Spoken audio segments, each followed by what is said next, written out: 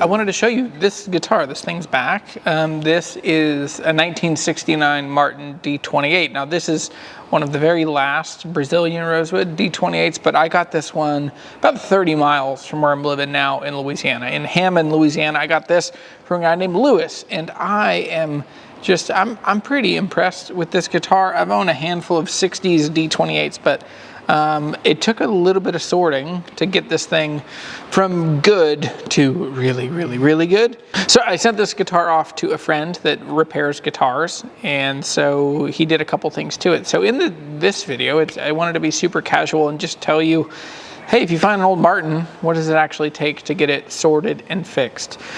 I got this guitar really good, but it needed some TLC. Definitely needed a neck reset. The action was just too high. That's my biggest thing when I look at a new guitar, when I crack open that case, when I'm looking at a guitar that I find, especially like on Facebook Marketplace, Craigslist, some old lady at church, whoever tells you about this guitar.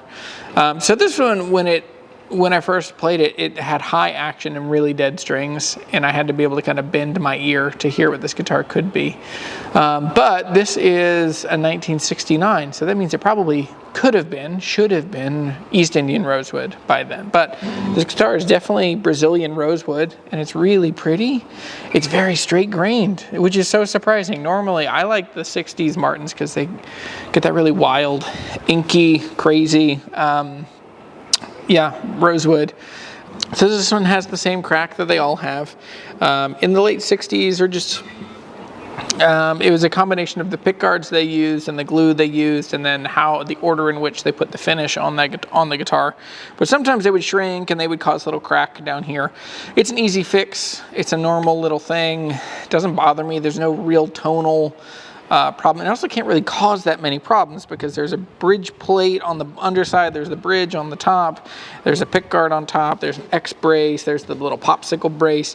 There's a whole lot of stuff going on right there between the pick guard and the sound hole that it's just such a bound up part of the top that I'm not that worried about it.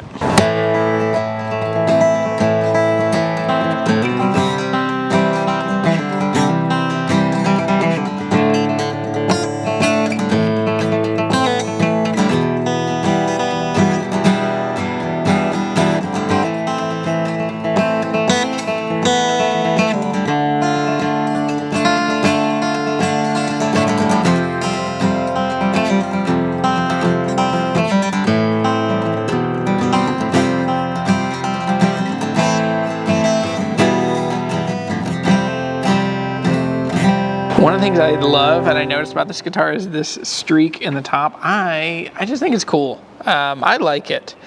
And yeah, this guitar is just really clean and tidy. So I sent it off to my friend who works on guitars, and he did a couple things. Number one, he did a neck reset. So this guitar, to fix the action being too high, as this guitar has aged, the neck has come forward, the action has come up. And so with that, we just needed to get the strings back down. So he took the neck off, shimmed it, did some adjusting, put it back on, glued it on, and then that's when he ended up being able to keep the original saddle, because this guitar, we wanted to keep the original saddle. And so what he did was on the underside, he just cut hard maple to the same shape and to the same size. And so it's a firm, tall saddle. And if I ever need to adjust it, it's just cutting wood off the bottom, which would actually be a little easier and less stinky. If you've ever sanded a bone nut or a bone saddle, it smells like burnt hair. But we were able to keep the original bone nut up here on the front of the guitar. And so this guitar really kind of got to keep most of its tonal, like what this guitar had grown to be. We were able to keep the same frets. There was a lot of play wear on the top frets. Overall, we were able to just crown, level, and polish the frets as they were. That's always my priority. I would rather keep original frets. I think far too many people change frets too easily or just too readily. And refrets have gotten really expensive, and I just don't think it's worth it. I'd rather have just the original frets, crown leveled, polished, and looking good. Now with that, we found this guitar had almost no relief in the neck. It just had an old T-bar, it does not have an adjustable truss rod. So one of the things we were able to do was we were able to do a heat treat on the neck. And so with that, we were able to, I say we very generously. I did nothing. I paid for it. I shipped it up and back. But yeah, so when it was done, we were able to put a little more relief back into the neck. That brought the guitar back to where it is just fired up and ready to go. We strung this with lights. You could put mediums on here. I'm not a bluegrass player. I think that this guitar, sure, it is a bluegrass. It's a 28, it's Brazilian. But I like the Neil Young 60s folk kind of sound and tone. And yeah, that's pretty much all that it took to get this thing sorted. I mean, there's nothing really that wrong with it.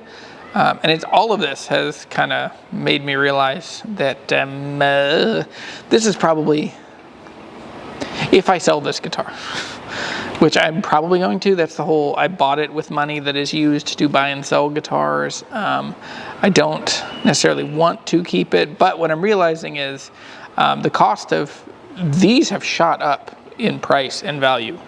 Like they used to be $2,500 to $3,000.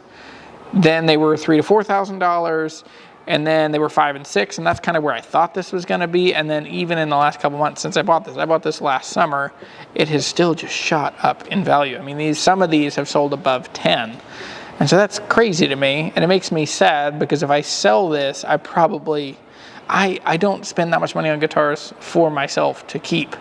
Most things are coming and going, and I'm just kind of enjoying them for the little blips that I get. But anyway, overall, all of that work was just under $1,000. So it was, I mean, it's a considerable amount. If you're going to buy one of these guitars, you got to factor in the maintenance and the insurance and then shipping it back and forth. So like by the time you count shipping and insurance, I mean, I'm up around $1,000 into this guitar just for the repairs. And with that said, it still looks like an old guitar. I showed this to my neighbor who does not know guitars, and he was like, why would, he's like, it just looks like a guitar. Like it's just yellow on the top and brown on the back. I was like, that's fair. I get that. So to someone that doesn't know guitars, that doesn't care about these things, I totally get that. So anyway, well, I'm Jeremy, this is Guitar Hunter. This is everything that it took to get my 69 D-28 back up and running. So see you later. Thanks for watching.